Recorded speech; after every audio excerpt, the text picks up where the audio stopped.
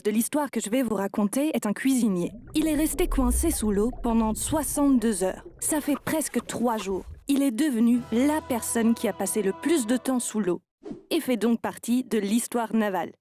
Mais ça ne l'intéressait pas du tout. Il a commencé à détester la mer et être marin après ce qu'il a vécu. Il ne voulait même plus tremper ses pieds dans la mer après ça. Harrison Hocken travaillait sur un bateau remorqueur. Un remorqueur est une sorte de bateau de remorquage.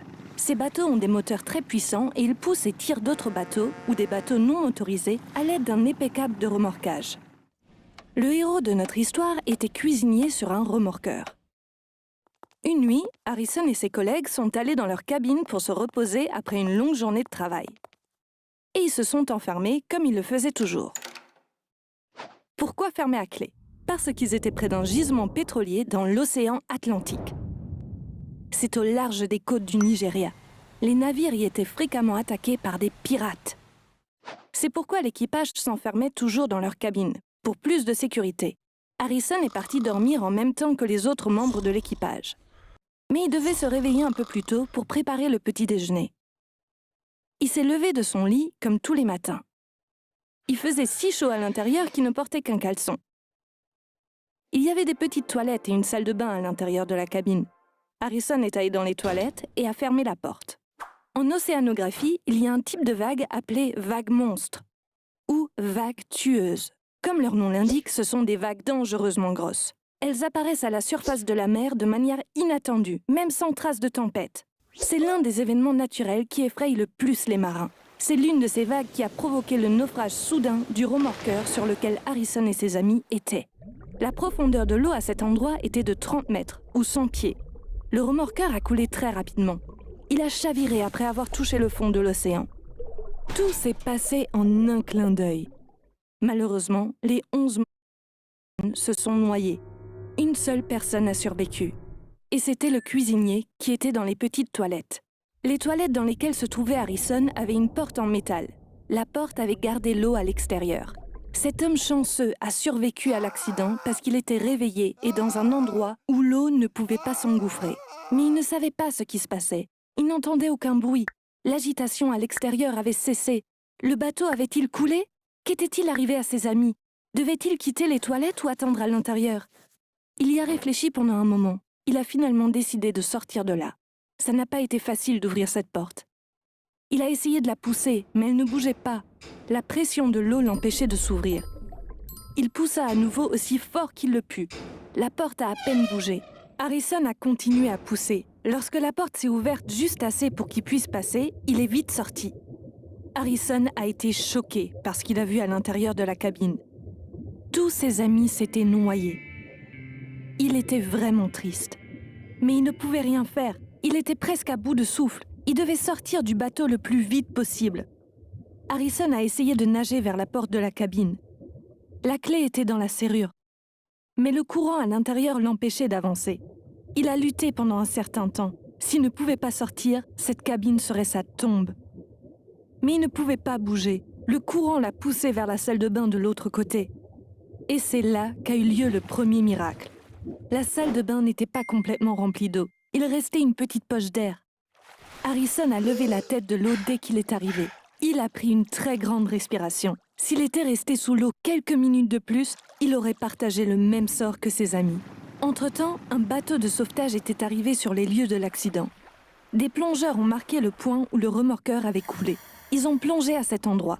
Quand ils ont atteint le bateau, ils ont réalisé qu'il avait chaviré. L'équipement que les plongeurs avaient avec eux leur permettait de descendre à une certaine profondeur. Ils ont atteint les 30 mètres, mais ils n'ont pas pu rester longtemps en bas. Après une courte sonde, ils ont décidé qu'il n'y avait aucun survivant à l'accident. De plus, il y avait des requins. Après un certain temps, ils sont remontés à la surface, ayant perdu tout espoir. Comme ils n'ont pas pu entrer dans le bateau, Harrison n'a pas entendu les plongeurs arriver. Il est resté dans cette salle de bain environ un jour. C'était une personne religieuse, donc il priait beaucoup. Il pensait que Dieu le sauverait certainement. Mais il y avait un problème qu'il devait régler seul. Il était dans l'eau depuis longtemps. À la profondeur où il était, l'eau était naturellement froide. La possibilité d'hypothermie était donc élevée. Pour ceux qui ne savent pas, je vais vous expliquer ce qu'est l'hypothermie. La température moyenne pour les adultes est d'environ 36-37 degrés Celsius. 1, 2, 3. Et voilà.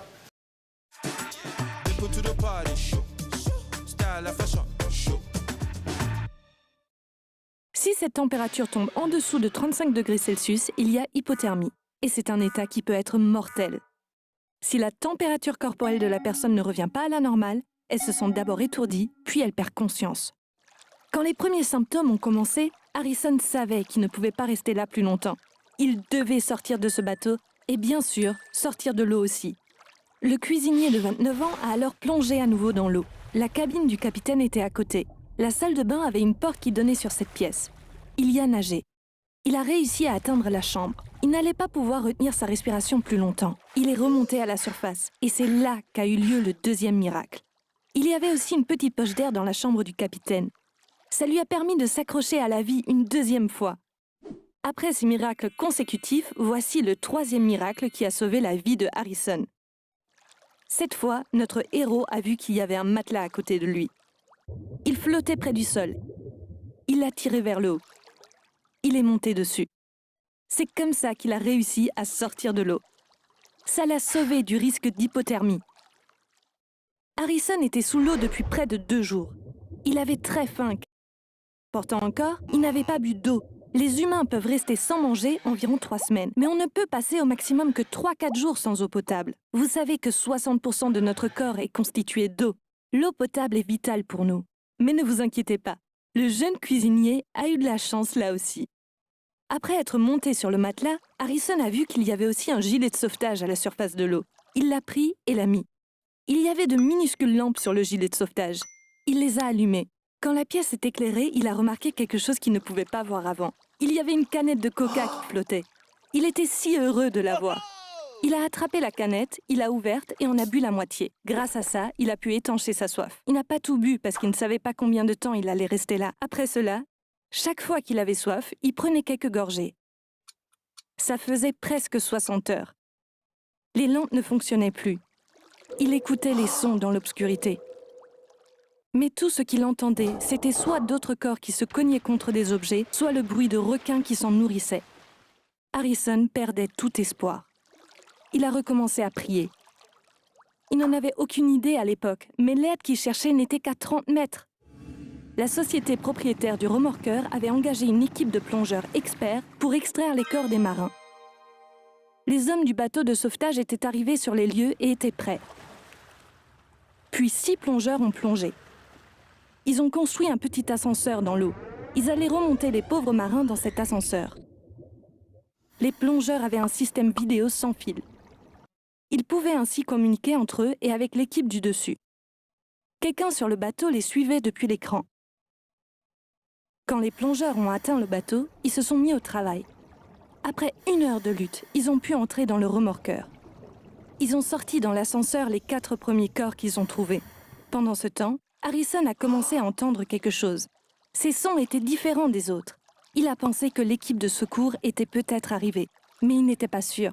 Juste à ce moment, il a réalisé qu'il y avait une ombre qui bougeait dans l'eau. Au début, il a eu peur que ce soit un requin, mais c'était un plongeur. Il a tendu la main et a attrapé son bras. Effrayé, le plongeur a repoussé son bras. Il a tourné sa caméra dans cette direction pour voir qui c'était. Quand la personne qui suivait l'opération depuis le bateau a vu une personne à l'écran, il a crié « Il est vivant! Il y a un survivant là-dedans !» Le plongeur est vite remonté à la surface où il se trouvait. Il a vu un homme dans cette petite poche d'air. Il était si heureux de le voir. Les plongeurs voulaient sortir le seul survivant de l'eau aussi vite que possible. Mais il y avait un problème majeur. Harrison pouvait avoir le mal de décompression en remontant. Qu'est-ce que ça signifie? Quand on passe trop vite d'un environnement à haute pression à un environnement à basse pression, un problème médical appelé mal de décompression se produit. Il s'agit d'une affection très dangereuse. Afin d'empêcher Harrison de l'avoir, ils ont fait venir des équipements spéciaux du navire de sauvetage. Ils lui ont mis un casque spécial et l'ont fait remonter à la surface dans l'ascenseur. Après 62 heures, Harrison a vu le soleil pour la première fois. Il a d'abord versé des larmes de joie, puis de tristesse, pour les 11 amis qu'il a perdus dans l'accident. La famille du jeune cuisinier vivait dans un petit village du Nigeria. Ils l'ont tout de suite emmené dans son village. Sa femme, qui pensait qu'il était mort, s'est évanouie en voyant son mari. Ce village était connu pour sa dévotion. Après un certain temps, le prêtre local a rendu visite à Harrison. Le prêtre a dit Je vais te demander quelque chose. Réponds honnêtement, s'il te plaît. 11 personnes sont décédées dans cet accident. Tu as survécu dans un bateau submergé dans l'océan pendant 3 jours. Les villageois disent que ce n'est possible qu'avec la magie noire. Je te fais confiance, mais je voulais quand même te demander si tu as vraiment utilisé la magie. Harrison avait également entendu ces rumeurs. En fait, il n'avait pas pu aller à l'enterrement de ses amis. Il avait peur de la réaction des autres familles car il était le seul à avoir survécu. Il a répondu calmement à la question du prêtre. Je suis un simple cuisinier, je ne connais rien à la magie noire. J'ai juste prié tout le temps où j'étais sous l'eau. J'ai pensé à ma femme et à ma famille. J'ai souhaité qu'ils me revoient et Dieu m'a aidé.